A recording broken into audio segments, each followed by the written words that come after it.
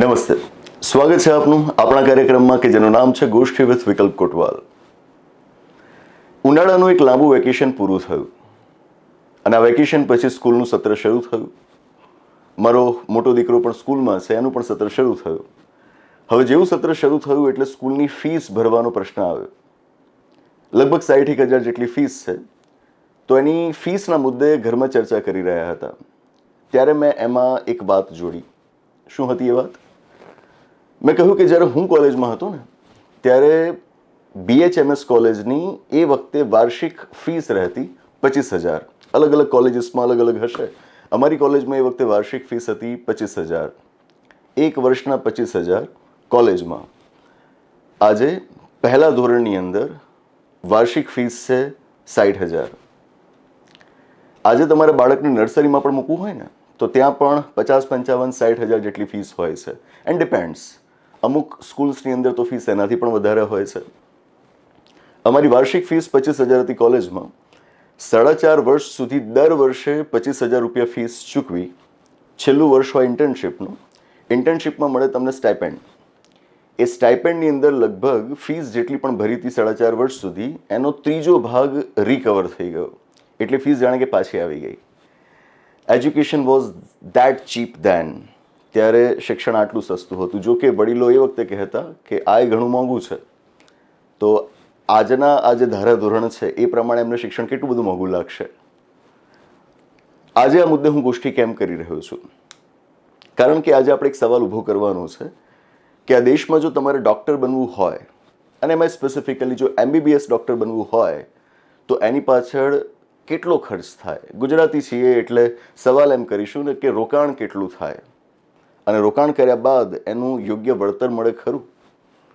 NEET યુજીની પરીક્ષા, MBBSમાં પ્રવેશ લેવા માટે જે પરીક્ષા થાય એની અંદર થયેલું કૌભાંડ જે હમણાં આપણી સમક્ષ આવ્યું, એ કૌભાંડ પછી આપણે આ સવાલ ઊભો કરવાનો થાય છે.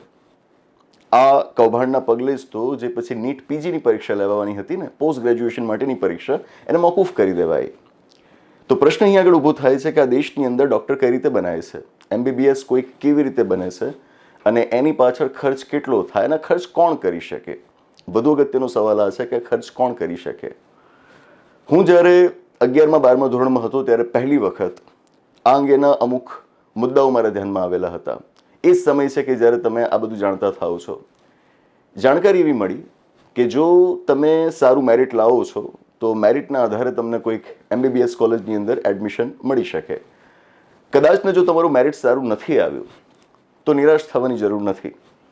હજુ પણ એ શક્યતા છે કે તમે તમારા નામની આગળ ડૉક્ટર લગાવી શકો, MBBSની અંદર એડમિશન મેળવી શકો કે બીજા કોઈ પણ સારા કોર્સની અંદર તમે એડમિશન મેળવી શકો. કેવી રીતે? તો એ વખતે એજન્ટ્સ રહેતા કે એજન્ટ્સ તમને ગુજરાત સિવાય અન્ય કોઈક જગ્યાએ એડમિશન અપાવી શકતા. ભાવ ચાલતો એ વખતે. લિટરલી એક મેન્યુ રહેતું, તમારે કોર્સ સિલેક્ટ કરવાનો. હું 20 વર્ષ પહેલાંની વાત કરું છું કે જો આપણે MBBS કરવું છે તો ગુજરાત સિવાયના અન્ય કોઈક રાજ્યમાં તમને કોલેજની અંદર એ લોકો એડમિશન અપાવી શકતા. અને બાય એન્ડ લાર્જ એ રાજ્ય રહેતું કર્ણાટકા. બેંગ્લોરની અંદર મોટાભાગે આ બધું વધારે ચાલતું. તો એનો ભાવ રહેતો 25 લાખ રૂપિયા. 25 લાખ રૂપિયા તમે ખર્ચો એટલે તમને ત્યાં આગળ એ લોકો એડમિશન કરાવી આપે. બિલકુલ એ જ રીતે BDS ડેન્ટિસ્ટ બનવા માટેનો ભાવ રહેતો લગભગ 12 લાખ રૂપિયા. અને જો તમારે BPT એટલે કે ફિઝિયોથેરાપી કરવું હોય તો 10 લાખથી થોડીક ઓછી રકમ રહેતી. આ પ્રમાણે અલગ અલગ કોર્સીસના ભાવ નક્કી કરાયેલા રહેતા. અને આવા ભાવ ચૂકવીને ઘણા બધા લોકો ડૉક્ટર બની પણ ગયા. આ ચાલ્યું. They did not have that merit. એમની પાસે મેરિટ નહોતું but still they had that money. એમની પાસે નાણું હતું, એ પૈસા હતા. This is how they became doctor. આ પદ્ધતિઓ કદાચ આજે પણ ચાલુ છે. એક નહીં તો બીજી રીતે ચાલુ જ છે. સરકાર દ્વારા આખી પ્રોસેસને સ્ટ્રીમલાઇન કરવા માટે નીટની પરીક્ષા રાષ્ટ્રીય સ્તરની એક પરીક્ષાનું આયોજન કરવામાં આવ્યું. ચોક્કસથી કેન્દ્રીય સ્તર પરથી જો આવી પરીક્ષાનું આયોજન થાય તો આપણી અપેક્ષા હોય કે હવે વ્યવસ્થા સુધરશે અને આ જે પાછલા દરવાજે એડમિશન્સ થતા એના ઉપર રોક લાગશે અને મેરિટોરિયસ વ્યક્તિઓ કોલેજમાં એડમિશન મેળવીને હવે ડૉક્ટર્સ બનશે. પણ આવું થયું નહીં. સ્થિતિ શું છે હું આપને સમજાવું. નીટની પરીક્ષા આપ આપો, આપનું સારું મેરિટ હોય તો એના આધારે આપને એડમિશન મળે.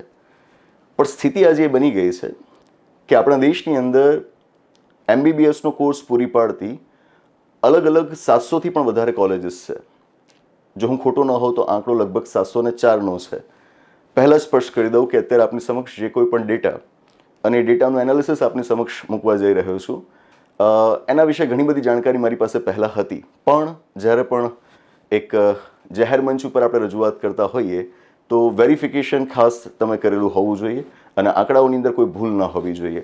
તો આ જે કોઈ પણ આંકડાઓ આપની સમક્ષ રજૂ કરી રહ્યો છું એ મેં કરિયર 360 નામની એક સંસ્થા છે એમની પાસેથી લીધેલા છે અને એને વેરીફાઈ કર્યા છે અને એ એનાલિસિસના આધાર ઉપર આપની સમક્ષ આ વાતો રજૂ કરી રહ્યો છું. તો લગભગ 704 જેટલી મેડિકલ કોલેજીસ ભારતભરની અંદર છે, જે કોલેજીસને તમે 4 પ્રકારમાં વહેંચી શકો. એક પ્રકારની કે જેમને સેન્ટ્રલ યુનિવર્સિટીઝ કહેવાશે, બીજી કે જેમને સ્ટેટ ગવર્મેન્ટ કોલેજીસ કહેવાશે, ત્રીજી કે જેમને પ્રાઇવેટ કોલેજીસ કહેવાશે અને ચોથી કે જેમને ડીમ્ડ યુનિવર્સિટીઝ કહેવાશે. આ 4 પ્રકારની કોલેજોને તમે મુખ્યત્વે 2 પ્રકારમાં વહેંચી શકો: ગવર્મેન્ટ કોલેજીસ એન્ડ પ્રાઇવેટ સેક્ટરની કોલેજીસ. ગવર્મેન્ટ કોલેજીસમાં આપણે જે સેન્ટ્રલ યુનિવર્સિટીઝ છે અને સ્ટેટ ગવર્મેન્ટ કોલેજીસ છે એમને મૂકીશું અને પ્રાઇવેટ સેક્ટરની કોલેજીસમાં આપણે પ્રાઇવેટ કોલેજીસ અને ડીમ્ડ યુનિવર્સિટીઝને મૂકીશું.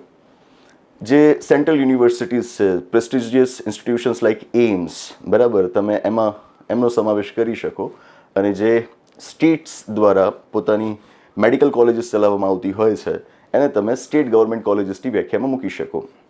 હવે વાત એવી છે કે કુલ જે 704 જેટલી કોલેજીસ છે એમાં લગભગ 390થી 400ની આસપાસ કોલેજીસ એ ગવર્મેન્ટ કોલેજીસ છે. મતલબ એ થયો કે જે બાકીની 301 જેટલી કોલેજીસ રહી એ પ્રાઇવેટ સેક્ટરની કોલેજીસ છે. અને જો તમે બંને વચ્ચે સીટ્સની વહેંચણી જોશો તો 704 કોલેજીસમાં થઈને કુલ અંદાજે 1,10,000 જેટલી મેડિકલની સીટ્સ છે, જેમાંથી લગભગ 56,000 જેટલી સીટ્સ એ ગવર્મેન્ટ કોલેજીસમાં છે, એટલે કે સેન્ટ્રલ યુનિવર્સિટીઝ અને સ્ટેટ ગવર્મેન્ટ કોલેજીસની અંદર છે. અને પ્રાઇવેટ સેક્ટરની જે કોલેજીસ છે એમાં લગભગ 52-53,000 જેટલી સીટ્સ છે. એટલે જો તમે રેશિયો જોવા જાઓ તો ઇટ્સ રફલી 50-50. 50% જેટલી સીટ્સ ગવર્મેન્ટમાં છે, 50% જેટલી સીટ્સ પ્રાઇવેટ કોલેજીસમાં છે.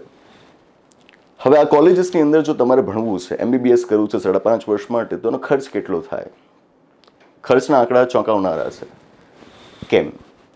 આંકડા આપણને કહે છે કે જો તમે એમ્સ જેવા કોઈક ઇન્સ્ટિટ્યુશનમાંથી મેડિકલ સાયન્સનો અભ્યાસ કરો છો તો તમારો આખો કોર્સ પૂરો થાય ત્યાં સુધીમાં તમારી જે ટ્યુશન ફીસ છે, તમારો મેથ્સનો ખર્ચ છે, આ બધું થઈને લગભગ 4 લાખ રૂપિયાનો ખર્ચ થાય. મીન્સ એ એટલું બધું મોંઘું નથી. તમારો આખો ખર્ચ લગભગ 4 લાખ રૂપિયાની આસપાસ થાય. અને એમ જ જો તમે જે સ્ટેટની ગવર્મેન્ટ કોલેજીસ છે એની અંદર અભ્યાસ કરો તો તમારો આખો 5.5 વર્ષનો કોર્સ એ લગભગ 6-7 લાખ રૂપિયાની અંદર થાય. આ આંકડા આપણી સમક્ષ ઓનલાઈન અવેલેબલ છે. મતલબ કે તમે એવું માની શકો કે વાર્ષિક ખર્ચ અંદાજે 1 લાખ રૂપિયા હશે, કે અમુક જગ્યાએ એમ્સ જેવા ઇન્સ્ટિટ્યુશન્સમાં તો એનાથી પણ ઓછો હશે. પણ હવે જ્યારે આપણે વાત કરીએ પ્રાઇવેટ કોલેજીસની, રાજ્યોમાં આવેલી પ્રાઇવેટ કોલેજીસ, સ્થિતિ એ છે કે પ્રાઇવેટ કોલેજીસની અંદર ખર્ચ હોય છે 15 લાખ, 20 લાખ, 25 લાખ સુધીનો, ઘણી જગ્યાએ તો 30 લાખ સુધીનો વાર્ષિક ખર્ચ. આખા કોર્સનો ખર્ચ નહીં, વાર્ષિક ખર્ચ. 1 વર્ષનો આ ખર્ચ હું આપની સામે મૂકી રહ્યો છું. ડીમ્ડ યુનિવર્સિટીઝના પણ આ જ હાલ છે, ત્યાં પણ 30 લાખ રૂપિયા સુધીનો વાર્ષિક ખર્ચ હોય છે. આ પણ આંકડા કોલેજની વેબસાઇટ ઉપર જઈને વેરીફાઈ કરી શકશો. મતલબ એ થયો કે જો તમે આખો 5.5 વર્ષનો કોર્સ કરો છો તો એનો ખર્ચ 1 કરોડથી ઉપર પણ જઈ શકે. એક અંદાજો બાંધવામાં આવે છે કે 70-80 લાખ દેટ્સ મિનિમમ અમાઉન્ટ.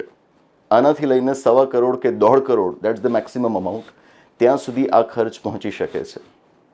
એક કોર્સનો ખર્ચ, MBBS ડૉક્ટર બનવાનો ખર્ચ.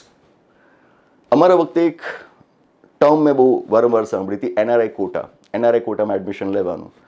જો તમે એ રીતે અહીંયા આગળ NRI કોટામાં એડમિશન લેવા જાઓ છો તો આખું MBBS કરવાનો ખર્ચ લગભગ 3 થી 4 કરોડ રૂપિયા પણ થઈ શકે. મતલબ એનો એ થાય છે કે આપણા દેશની અંદર મેડિકલની જે ટોટલ સીટ્સ છે એમાંથી ઓલમોસ્ટ 50% જેટલી સીટ્સ એવી છે કે જેમાં એડમિશન મળ્યા બાદ તમારે 70 લાખથી લઈને 1.5 કરોડ 2 કરોડ 3 કરોડ સુધીનો ખર્ચો કરવાનો થઈ શકે. આ કોને પરવડે? Who can afford this? 70 lakh minimum amount લઈને ચાલીએ. હું તો કહું કે 70 પણ ના હોય, 50 લાખ હોય. 50 લાખ પણ તમે લઈને ચાલો. 5 વર્ષ 5.5 વર્ષના 50 લાખ એટલે કે વાર્ષિક થયા 10 લાખ રૂપિયા. એટલે કે દર મહિને અંદાજે 80,000 85,000 જેટલી રકમ મૂળ રીતે તો આનાથી વધારે જ છે, છતાં પણ આપણે હજુ એને નીચે લઈને ચાલીએ છીએ. આપ વિચારો કે આ ખર્ચ કોને પરવડે? ભારતની અત્યારની સ્થિતિ એ છે, લેટેસ્ટ રિપોર્ટ જે થોડાક સમય પહેલાં રજૂ થયેલો હતો એના ઉપર પણ કદાચ આપણે વિડીયો કર્યો હતો કે મેં પોસ્ટ લખી હતી, મને એક્ઝેક્ટલી યાદ નથી આવતું. એ રિપોર્ટ પ્રમાણે જો આ દેશની અંદર તમે મહિને 25,000 રૂપિયા કમાવો છો, મહિને 25,000 રૂપિયા એટલે કે વાર્ષિક તમારી આવક અંદાજે 3 લાખ રૂપિયા જેટલી છે, તો તમે આ દેશની 10% વસ્તીનો હિસ્સો છો. કેમ? તો આ દેશની અંદર 90% લોકો એ મહિને 25,000 રૂપિયા પણ નથી કમાઈ શકતા. અને અહીંયા આગળ તમારે જો MBBS કરવું છે તો એના માટે તમારો વાર્ષિક ખર્ચ એ લગભગ 10 થી 15 લાખ રૂપિયા હોય છે. આ કોને પરવડે? આ એને જ પરવડે કે જે આ દેશની કુલ વસ્તીનો 2% હિસ્સામાંથી છે, ધ રિચેસ્ટ પીપલ. એમના સિવાય સામાન્ય વ્યક્તિ, ગરીબ વર્ગની તો આપણે વાત જ ના કરીએ, મધ્યમ વર્ગ માટે પણ આ અફોર્ડ કરવું it's next to impossible. It is not about merit. એ હવે મેરિટ વિશે છે જ નહીં. It is about how much you can afford. If you can pay, you will get admission. It's not about your merit. Merit તમારી પાસે હશે કે નહીં એનાથી ફરક નથી પડતો. આ વાત મેં 20 વર્ષ પહેલાં પણ જોઈ છે, હજુ એ જોઈ રહ્યો છું. અને આવી સીટ્સ ઓછી નથી. આમાં પૂરી એ શક્યતા છે કે કોઈક વ્યક્તિ મેરિટોરિયસ છે પણ એ જાણે છે કે એના પરિવારની સ્થિતિ નથી કે એ 50-60 લાખ રૂપિયાનો ખર્ચ કરી શકે. એણે જો લડવું હશે તો એ પેલી 50% જે ગવર્મેન્ટ સીટ્સ છે એના માટે લડવું પડશે, જે લગભગ 56,000ની આસપાસ છે. 24 લાખ જેટલા વિદ્યાર્થીઓએ આ વખતે નીટ યુજીની પરીક્ષા આપી હતી. એ 24 લાખમાંથી તમે 50-55,000ની અંદર આવ્યા તો તમને પેલી 5-6 લાખમાં જે આખો કોર્સ પૂરો થઈ જાય એવી સીટ પર એડમિશન મળશે. જો તમે એમાં નથી આવ્યા તો ભલે તમારી પાસે મેરિટ સારું જ કહેવાય ને, કોઈ વ્યક્તિ 60,000 કે 65,000માં રેન્ક પર હોય તો એ મેરિટ કે બહુ ઓછું ના કહેવાય. પણ એ મેરિટ હોવા છતાં પણ તમે કોર્સમાં એડમિશન નહીં લઈ શકો કારણ કે તમારી પાસે પૈસા નથી. અને જેની પાસે પૈસા છે એ લોકો મેરિટ ન હોવા છતાં પણ એડમિશન મેળવી લેશે. તમે ડીમ્ડ યુનિવર્સિટીની અંદર MBBSનો જે ક્લોઝિંગ રેન્ક હોય એનું મેરિટ જુઓ. નીટ યુજીમાં લગભગ ટોટલ 720 માર્ક્સ હોય છે. એમાંથી જો તમારા 140, 145, 135 આટલા ઓછા માર્ક્સ આવ્યા હોય તો પણ પૈસાના જોર પર તમને એડમિશન મળ્યું હોય એવા ઉદાહરણો મળી આવશે. અમુક તો એટલા વિચિત્ર પ્રસંગો નોંધાયા છે કે અમુક ડીમ્ડ યુનિવર્સિટીમાં જે EWS કોટા ઉપર કોઈકને એડમિશન લીધું હોય, EWS economically weaker section, EWS quota ઉપર એડમિશન લીધું હોય અને એના માટે એમણે કરોડ 1.5 કરોડ રૂપિયા ત્યાં આગળ કોલેજમાં ચૂકવ્યા હોય. તમે ઇકોનોમિકલી વીકર સેક્શન્સમાંથી આવો છો, આર્થિક રીતે પછાત વર્ગોમાંથી આવો છો, તો જો આર્થિક રીતે પછાત વર્ગોમાં આવો છો તો તમારા માટે આવકની મહત્તમ મર્યાદા તો નક્કી કરાયેલી છે 8 લાખ રૂપિયા. મતલબ કે તમારી આવક એના કરતાં ઓછી જ હોવી જોઈએ વાર્ષિક. જો આવક એટલી ઓછી હોય તો તમે આ કોર્સ માટે 1.5 કરોડ રૂપિયા ક્યાંથી ચૂકવી શકો? આ બહુ મોટો સવાલ છે. એટલે EWSના સર્ટિફિકેટ્સનું જે રીતે ડિસ્ટ્રીબ્યુશન થાય છે, જે રીતે ફાળવવામાં આવે છે, એની સામે પણ ગંભીર પ્રશ્નો અહીં આગળ ઊભા થાય છે. મુદ્દે અહીં આગળ વાત એ છે કે 50% જેટલી સીટ્સ એ આપણા દેશમાં એક રીતે રિઝર્વડ છે. આ કાસ્ટ બેઝ રિઝર્વેશન નથી. આ તમારી આર્થિક સ્થિતિના આધારે તમને મળતું આરક્ષણ છે. And it is the reservation for rich. જે પૈસાપાત્ર વર્ગો છે, જે વગ ધરાવતા લોકો છે, આ એમનું રિઝર્વેશન છે. 50% સીટો તો ત્યાં જ પૂરી થઈ જાય છે કારણ કે એ સીટ્સ માટે આ દેશના 98% લોકો, 98% લોકો એલિજિબલ જ નથી કારણ કે એમની પાસે પૈસો જ નથી. અને આ દેશની મૂર્ખ પ્રજા કાસ્ટ બેઝ રિઝર્વેશનને દોષ દે છે. કોઈ પણ વાત હોય, જાતિ આધારિત આરક્ષણનો એ વાંક કાઢે છે. એનો વાંક કાઢે છે કે ભાઈ મેરિટ ભારતની અંદર ઓછું છે. મેરિટ ભારતમાં ઓછું છે એનું કારણ એ નથી, આ છે કે જ્યાં આગળ પૈસાના દમ પર લોકો એડમિશન મેળવી લેતા હોય છે. હવે તમે વિચારો કે જે વ્યક્તિએ પોતાના એડમિશન પાછળ, પોતાના કોર્સ પાછળ 1 કરોડ, 1.5 કરોડ, 50 લાખ પણ ખર્ચ કેમ ન કર્યો હોય, એ જ્યારે એનો કોર્સ પૂરો કરશે અને ફિલ્ડમાં ઉતરશે ત્યારે એનો સૌથી પહેલો ધ્યેય કયો હશે? એના મમ્મી પપ્પાએ જે રોકાણ કર્યું છે એની પાછળ એને રિકવર કઈ રીતે કરવું. સ્વાભાવિક છે, જો તમે ઇન્વેસ્ટમેન્ટ કર્યું છે તો સામે તમે રિટર્ન તો માગશો જ. તો સૌથી પહેલાંનું ધ્યેય હશે કે એ રકમને પાછી કેવી રીતે મેળવે, અને પાછી મેળવવા માટે જ હેલ્થકેર સર્વિસીસની જે ફીસ હોય છે, એના જે ચાર્જીસ હોય છે, એ આજે આકાશને આંબી રહ્યા છે, એ ખૂબ ઊંચા જઈ રહ્યા છે. સામાન્ય વ્યક્તિને હવે પ્રાઇવેટ હોસ્પિટલ્સની અંદર હેલ્થકેર સર્વિસીસ લેવી એ પરવડે એવું નથી રહ્યું. તમે સર્વેઝ વાંચો, આંકડાઓ વાંચો, એ કહે છે કે આજે આપણે ભારતીયો for healthcare we are doing out of the pocket expenditure, એટલે કે જે અફોર્ડ પણ ન કરી શકીએ એટલું એક્સપેન્ડિચર આજે આપણે કરી રહ્યા છીએ. અને એમાંય કોવિડ પેન્ડેમિક જેવી સ્થિતિમાં તો આપણને ખાસ ખ્યાલ હશે, મને હજુ યાદ છે કે જ્યારે મને એ કોવિડ થયેલો હતો, હું અને મારા વાઈફ બંને હોસ્પિટલમાં એડમિટેડ હતા. We were admitted there for some 7 days, and for those 7 days we had to pay hefty amount of almost 3 lakh rupees. Almost 3 lakh રૂપિયા જેટલો ખર્ચ એ વખતે કરવાનો થયો હતો. તો આ હેલ્થકેર એક્સપેન્ડિચર આજે આપણું આઉટ ઓફ ધ પોકેટ થઈ રહ્યું છે. એનું મૂળ કારણ અહીંયા આગળ છે કે તમારી પાસે 50% જેટલા ડૉક્ટર્સ એવા છે કે જે આ રીતે બહુ મોટું ઇન્વેસ્ટમેન્ટ કરીને ત્યાં આગળ ગયા છે. હવે પાછા આવ્યા બાદ, ફિલ્ડમાં જોડાયા બાદ એમનો સૌથી પહેલો ટાર્ગેટ એ હોય કે એને રિકવર કેવી રીતે કરે. ઘણા એવા હોય છે કે જે ભારતની અંદર આમ તેમ કરવા જાય, એડમિશન ન મળ્યું તો એ જતા રહે છે અબ્રોડ. રશિયા છે, યુક્રેન છે, ફિલિપિન્સ છે, બાંગ્લાદેશ છે, આ બધા દેશોની અંદર પણ એજન્ટ્સ તમને એડમિશન કરાવી આપતા હોય છે. તમે ત્યાં આગળ MBBS કરો, ભારત આવો, એક પરીક્ષા હોય છે, એ પરીક્ષા તમે આપો, પાસ થઈ ગયા પછી તમે ભારતમાં પ્રેક્ટિસ કરી શકો. સાથે એ વાત પણ નોંધું કે આ પરીક્ષા બહુ ઓછા વિદ્યાર્થીઓ પાસ કરી શકતા હોય છે. જે એવરેજ કાઢવામાં આવ્યું છે છેલ્લા અમુક વર્ષોનું, એ પ્રમાણે માંડ 20% જેટલા વિદ્યાર્થીઓ હોય છે અબ્રોડથી પાછા આવેલા કે જે આ પરીક્ષા પાસ કરી શકતા હોય છે. એટલે એ વાત પણ એમના મેરિટ અંગેના સવાલ ઊભા કરે છે. હવે આ લોકો પણ એક મોટો ખર્ચ કરીને ત્યાં આગળ ગયા હતા. એ પણ જ્યારે ફિલ્ડમાં જોડાશે તો એનો ટાર્ગેટ શું હશે? Getting return of their investment. આ જે બાબત છે કે જે ધીરે ધીરે આપણી હેલ્થકેર સર્વિસીસને ડે બાય ડે એક્સપેન્સિવ બનાવી રહી છે. મેં કહ્યું એમ, poor class, middle class, it's like a dream for them to spend such money for 5 years or 6 years. એમના માટે સ્વપ્ન સમાન છે અને અમુક લોકો માટે એ ચપટી વગાડવાની વાત છે. આપણે એ સ્થિતિમાં આજે પહોંચી ગયા છીએ કે એજ્યુકેશન પાછળ ખર્ચ કરવા માટે લોકો પાસે પૈસો નથી હોતો, ને એવા લોકો કે જેમની પાસે કોઈ મેરિટ નથી, એ ફક્ત પૈસાના જોર પર એડમિશન મેળવી લેતા હોય છે, પોતાના નામની સાથે ડૉક્ટર લગાવી દેતા હોય. આવા લોકો પાછા પોતાના નામની સાથે ડૉક્ટર વધારે પડતું લગાવતા હોય અને દરેક જગ્યાએ એને હાઇલાઇટ કરતા હોય, ભલે એમાંનું ઘણું ખરું એમને આવડતું પણ ના હોય. ઘણી વખત તો એવા પ્રસંગો મળતા હોય કે લોકોને જીદ હોય કે મારે નામ સાથે ડૉક્ટર લગાડવું જ છે. અને ખાસ તો એવા મા બાપ કે જે પોતાના જે દીકરી છે, એમના પુત્રી છે, એમને લગ્નના હેતુ માટે સારું પાત્ર મળી રહે એ માટે એના નામની સાથે ડૉક્ટર લાગે એવું ઈચ્છતા હોય અને એ એના માટે ગમે એટલી રકમ આપવા તૈયાર હોય છે. અને પછી પ્રસંગો એવા પણ બનતા હોય છે, આમ તેમ કરીને એડમિશન અપાવી દીધું હોય, ડૉક્ટર નામની આગળ ટાઇટલ લગાડવાની જીદ પૂરી કરી દીધી હોય અને પછી એ વ્યક્તિ લગ્ન જીવનમાં પણ નિષ્ફળ જાય. આવા પ્રસંગો આપણને મળી આવે છે કારણ કે મેરિટ નથી. Ultimately the point is there is lack of merit. અહીંયા આગળ મને એક પ્રસંગ યાદ આવે. ક્લાસની અંદર જ્યારે ભારતના બંધારણની અમે ચર્ચા કરતા હોઈએ વિદ્યાર્થીઓ સાથે, ત્યારે એક કેસનો અમે ખાસ હવાલો આપતા હોઈએ, એનો ખાસ ઉલ્લેખ કરતા હોઈએ, અને છે Mohini Jain versus state of Karnataka case. 1989ના વર્ષની વાત છે. આ જે કેસ છે, આ જે કેસનું જજમેન્ટ છે કે જેનાથી ભારતની અંદર રાઇટ ટુ એજ્યુકેશન એટલે કે શિક્ષણના અધિકારનો પાયો નંખાયો એવું કહેવામાં આવે છે.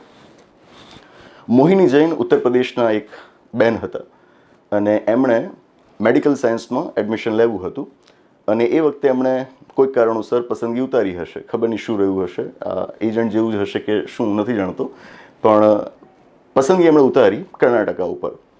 હવે કર્ણાટકમાં એ વખતે એવું બનેલું હતું કે કર્ણાટક રાજ્યની સરકાર એક નોટિફિકેશન જારી કરીને જે પ્રાઇવેટ કોલેજીસ છે એમને એમની રીતે ફીસ નક્કી કરવાના અધિકાર આપેલા હતા. જો કે એના ઉપર અમુક લિમિટ્સ સેટ કરાયેલી હતી, પણ પછી કોલેજ જાતે ફીસ નક્કી કરી શકે. અને આ જે ફ્રેમવર્ક નક્કી કરેલું હતું એ પ્રમાણે પ્રાઇવેટ કોલેજીસની અંદર જો તમે ગવર્મેન્ટ સીટ ઉપર એડમિશન મેળવો છો તો એ વખતે, હું વાત કરું છું 1989ની, તો એ વખતે કોલેજે ફીસ નક્કી કરેલી હતી એના માટે 2000 રૂપિયા, વાર્ષિક 2000 રૂપિયા. વાર્ષિક 2000 રૂપિયા એ વખતે તો સ્વાભાવિક છે કે રકમ મોટી જ કહેવાય. ગવર્મેન્ટ સીટ ઉપર વિદ્યાર્થીએ 2,000 રૂપિયા ચૂકવવાના છે. હવે જે નોન ગવર્મેન્ટ સીટ્સ છે, નોન ગવર્મેન્ટ સીટ્સને એ લોકોએ 2 ભાગમાં વહેંચી હતી. એક તો કર્ણાટકના વિદ્યાર્થીઓ માટે અને બીજા કર્ણાટકા બહારના વિદ્યાર્થીઓ માટે. જો નોન ગવર્મેન્ટ સીટ ઉપર કર્ણાટકના વિદ્યાર્થીને એડમિશન લેવું હોય તો એના માટે ફીસ લગભગ 25,000 રૂપિયા વાર્ષિક નક્કી કરેલી હતી. પેલું 2,000, આ 25,000, રકમ બહુ મોટી કહેવાય. પણ જે કર્ણાટકા રાજ્ય બહારના વિદ્યાર્થીઓ હોય એમના માટે કોલેજે ફીસ નક્કી કરેલી હતી 60,000 રૂપિયા. આજની તારીખે પણ 2024માં વાર્ષિક 60,000 રકમ મોટી જ લાગે આપણને. એ વખતે 1989ના વર્ષમાં વાર્ષિક ફીસ નક્કી કરેલી હતી 60,000 રૂપિયા. કોને પોસાય? મોહિની જૈનને એડમિશન લેવું હતું, પણ એ આ કેટેગરીમાં આવે છે, non government, non Karnataka student, right? તો એટલા માટે એમને વાર્ષિક 60,000 રૂપિયાની ફીસ ચૂકવવી પડે કે જેમને પોસાય એમ નહોતું. અને એટલે જ હવે તેઓ સુપ્રીમ કોર્ટની અંદર દાવો કરે છે કે આના કારણે હું એક ડિગ્નિફાઈડ લાઈફ નથી જીવી શકતી, કારણ કે મારે જેવું એજ્યુકેશન જોઈએ છે I am unable to get. Mohini Jain versus state of Karnataka case થયો અને આ જ એ કેસ છે કે જેને જજમેન્ટમાં સુપ્રીમ કોર્ટે સ્પષ્ટ કર્યું કે રાઇટ ટુ એજ્યુકેશન, શિક્ષણનો અધિકાર is the part of article 21 of the constitution of India, that is about fundamental right to life and personal liberty. જીવન અને અંગત સ્વતંત્રતાનો આપણો જે મૂળભૂત અધિકાર અનુચ્છેદ 21માં આપવામાં આવ્યો છે એનો જ એક ભાગ છે શિક્ષણનો અધિકાર. પાછળથી છેક 2002ના વર્ષમાં આપણી સંસદે આ વાત સ્વીકારી અને 86મો બંધારણીય સુધારો કરીને 21મા અનુચ્છેદની નીચે અનુચ્છેદ 21A જોડ્યો અને એ 21A અંદર 6 થી 14 વર્ષની ઉંમરના બાળકોને મફત અને ફરજિયાત શિક્ષણનો મૂળભૂત અધિકાર અપાયો. મુદ્દે હવે વાત એ આવે છે કે જે એલિમેન્ટરી એજ્યુકેશન છે, એલિમેન્ટરી એજ્યુકેશન, પ્રાઇમરી એજ્યુકેશન, ત્યાં તો આપણે મફત અને ફરજિયાત શિક્ષણનો અધિકાર લઈ આવ્યા છીએ, but what about higher education? Higher એજ્યુકેશનની અંદર પણ જે સરકારી સંસ્થાઓ છે they are working excellent, at least in the field of medical science they are working very well. પણ જે પ્રાઇવેટ કોલેજીસનું મશરૂમિંગ આપણે જોઈ રહ્યા છીએ એના કારણે સ્થિતિ બગડી રહી છે. ઓલમોસ્ટ 50% જેટલી સીટ્સ એમની પાસે છે અને એ સીટ્સ માટે એ લોકો લાખો કરોડોની ઉઘરાણી કરી રહ્યા છે. આ બાબત એ આપણને વિચારવા ઉપર મજબૂર કરે છે કે શું ભારતની અંદર હાયર એજ્યુકેશન એ ટોટલી સ્ટેટ ફંડેડ ન હોવું જોઈએ? સ્ટેટ ફંડેડ એટલે કે જેનો સંપૂર્ણ ખર્ચ સરકાર ઉપાડતી હોય. જો સરકાર ખર્ચ નહીં ઉપાડે, એ આ બાબતને પોતાની જવાબદારી તરીકે નહીં લે, તો એક સમય એવો આવશે કે જ્યારે પ્રાઇવેટ કોલેજીસ વધતી જશે અને એના ઉપર બસ તમારી પાસે પૈસા છે તો જ તમે એડમિશનના હકદાર છો, એ સિવાય નહીં. આ સ્થિતિ વકરતી જશે અને એક એવો સમય આવશે કે જ્યારે સામાન્ય વ્યક્તિ માટે આવા કોઈ પ્રોફેશનલ કોર્સીસ કરવા એ લગભગ અશક્ય બની જશે. આ દેશની માંડ 1-2% વસ્તી હશે કે જે જ આ પ્રકારના કોર્સીસ કરી શકતી હશે ને પછી મલ્ટી સ્પેશિયાલિટી હોસ્પિટલને એવું ઘણું બધું કરીને એ તમારી પાસેથી પૈસા વસૂલતી હશે. તમે જોશો કે આ પ્રકારે તૈયાર થયેલા વ્યક્તિઓ રૂરલ ઇન્ડિયા, જે આપણું ગ્રામીણ ભારત છે, એ પ્રત્યે બિલકુલ સંવેદનશીલ નથી હોતા.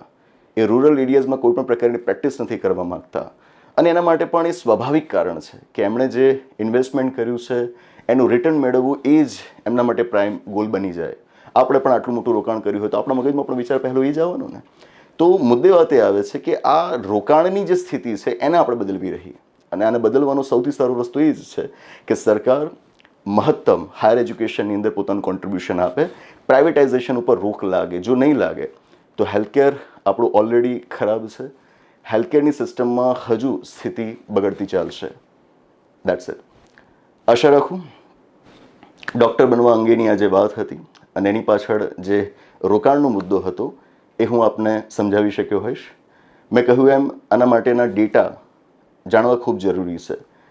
ડેટા પહેલાં મેળવવા જરૂરી છે અને પછી એનું એનાલિસિસ કરવું ખૂબ જરૂરી છે. જ્યાં સુધી એનાલિસિસ નહીં કરીએ ત્યાં સુધી વાતો અધ્ધરતા લાગશે. તો મેં જે કોઈ પણ આંકડા આપણી સમક્ષ રજૂ કર્યા છે એ આપ ધ્યાન પર લો. એ સિવાયના પણ આંકડા જો આપને ક્યાંકથી મળે છે તો એનો પણ આપ અભ્યાસ કરો અને જેમ જેમ અભ્યાસ કરતા જશો મને પૂરો વિશ્વાસ છે આપને સમજાશે કે આ બહુ ગંભીર પ્રશ્ન છે અને નજરઅંદાજ કરવા લાયક બાબત નથી અને હળવાશથી લેવા લાયક બાબત ન માની લેવાય. આને બહુ ગંભીરતાથી પ્રાધાન્ય આપવાની જરૂર છે. બસ એ જ. તો આ સાથે આ ગોષ્ઠીની અહીં આગળ સમાપ્તિ જાહેર કરું છું. આવનારા એપિસોડમાં આવા જ કોઈક નવા અને રસપ્રદ મુદ્દાની ગોષ્ઠી સાથે પાછા મળીશું. આભાર. નમસ્તે.